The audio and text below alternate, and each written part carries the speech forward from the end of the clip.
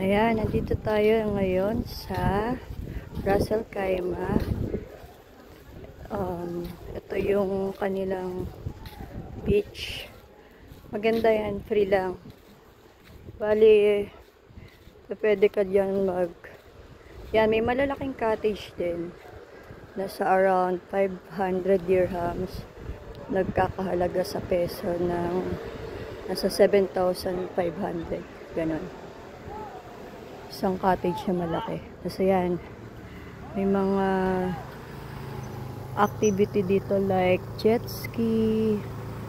Ayan. Ang daming tao ngayon na nagsiswimming. Kasi ang ganda ng panahon. Malamig yung hangin. Hindi ganun kainit yung hangin. Pero mainit yung ano ng araw. Usually talaga itong beach na to is para sa mga puti. Like ito yung mga British. Yan, ayan o. Kung makikita mo may mga naka-swimsuits.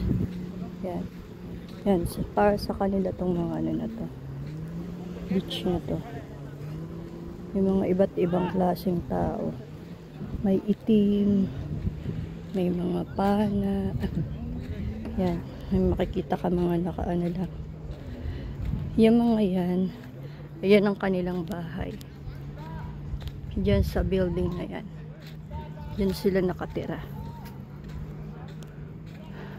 Yun. Ito yung cottage namin. May kite din. RJ. This is RJ.